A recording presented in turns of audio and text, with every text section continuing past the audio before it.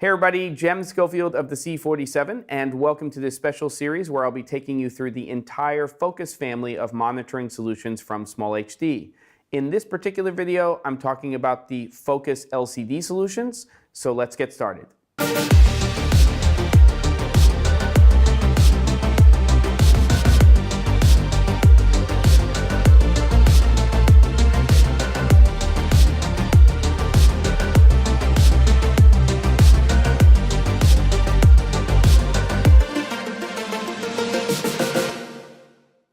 All right, let's jump right into it and talk about Focus LCD. First of all, connectivity. There are two versions of these monitors. One is HDMI based, the other is SDI based, so you pick the one which is right for your camera system. The panels themselves, 1280 by 720 IPS LCD screens, and they are bright, 800 nits, so you can use them inside, outside, wherever you want. From a connectivity standpoint, you get all the cables you need to connect to the cameras that you are using. The other thing that's included with both of these monitors is the Focus Tilt Arm, and this is fantastic. It allows you to have a friction-based arm for easy adjustments for your monitor's position. And the auto orient feature on these monitors, when you flip them, makes it also very handy because you can just flip them over and it will change the image. Has an additional Q20 tap and comes with an additional cold shoe attachment, which we're using right here for a microphone, and that would be a pretty common configuration on something like a mirrorless camera. Now, from a powering standpoint, there are a lot of options. Obviously, we are powering off of a battery right now, and the battery mount here is standard L series. So we have these NPF style batteries here, and we've got one attached to the camera system. But what if we wanted to use that power to power the camera itself? Well, I actually have it set up this way because I'm using one of SmallHD's kits where we are going here from the power out of the monitor here, which is drawing power from this battery, and going to a dummy battery, which is inside of this Sony mirrorless camera. And then there are also kits that are available. So what you can do is you can check SmallHD's website or also the resellers that are selling these products to see what kits may be available for these particular monitors when you are deciding to purchase them. Now we're going to jump into OS 3, which is the current operating system for all of SmallHD's current monitors in their lineup. And this is, of course, a touch-based monitor, so if I just swipe down here, it will allow me to access any of the pages I've created. We'll talk about that more in a moment, and also get to my settings. These settings are universal to all of the monitors in the Focus family, with a few exceptions depending on the particular model that you have in terms of connectivity, or if you're using something like the wireless system, the Bolt 500 series with their TX transmitter and RX receiver. So we have these different categories: input, output, display. Inside of here we have our calibration options. We'll be taking a look at that a little bit more in a minute. And then one of my favorite features here, which is called pixel zoom. We can set our first level and our second level in terms of that zoom. And if I just swipe over here to my image, if I swipe up, it will use that first 2x because that's where I set it. I'll swipe up again and we basically have a 4x, and then swiping down to get back to our image. So back to my settings over here, and then over here under backdrop, we now have the ability to load a custom backdrop onto the monitor. So there's the default which it ships with. We can select our custom one, and that can actually be loaded from an SD card inside of here. This is also how you load LUTs onto the monitor. So I'm going into a folder here. We've placed some images inside of there, and I can choose exactly what image I want to display on here. So I'm just going to choose one.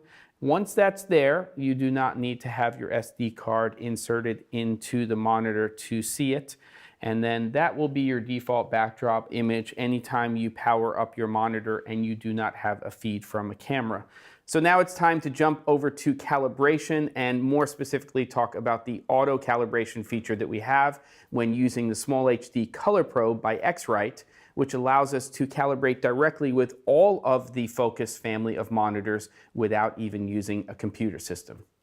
So we're just going to go ahead and plug that into that micro USB port right now. And it's going to sit in there.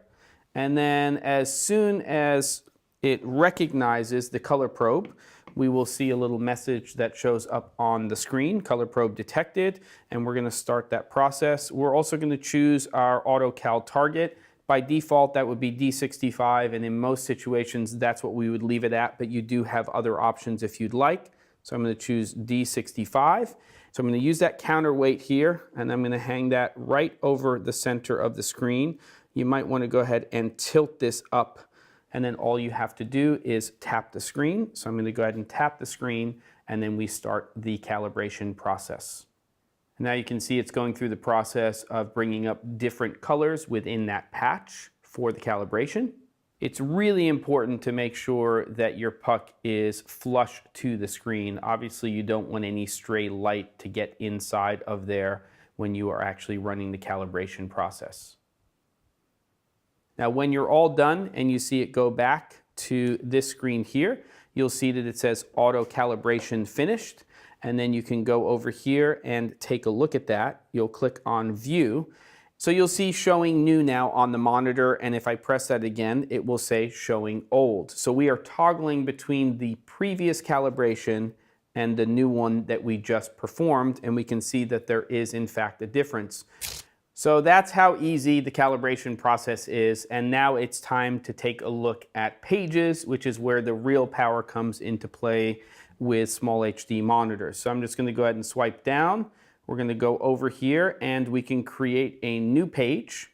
And then once we create the new page, we'll go in there and take a look at some of the tools and tools categories that we have.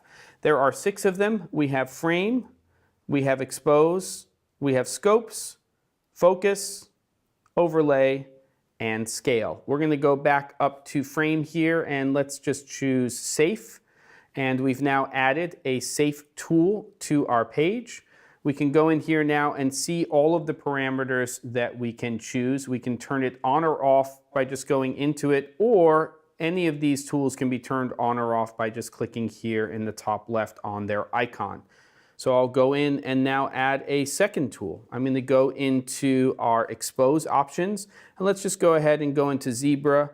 That's another tool that we can use here. Let me just go ahead and turn those off for now. We're going to go in and let's take a look at the scopes. We have histogram, waveform, and vector scope. For this video, let's go ahead and take a look at the histogram. And then when we click on that, we have all of our options there, and we're going to go back here, turn off histogram for now, and then we're going to go over here into focus, and we have focus assist and focus peaking. Focus assist is more what we would traditionally probably think of as peaking on some other camera systems and their features, where we get to go in and choose the color, the sensitivity, the peak threshold, and then brightness and contrast. And again, like I said, you can change the color of that very easily. And if we go into here and we take a look at peaking, unlike focus assist, the peaking feature in the SmallHD monitor is really based on a contrast detection for your sharpness or in focus areas. So we're not going to turn off the background and make it black and white. We're not going to be choosing a specific color. It's all based on our intensity, our brightness, and our contrast. So if I go in here and I increase my intensity, we can see that a little bit more clearly.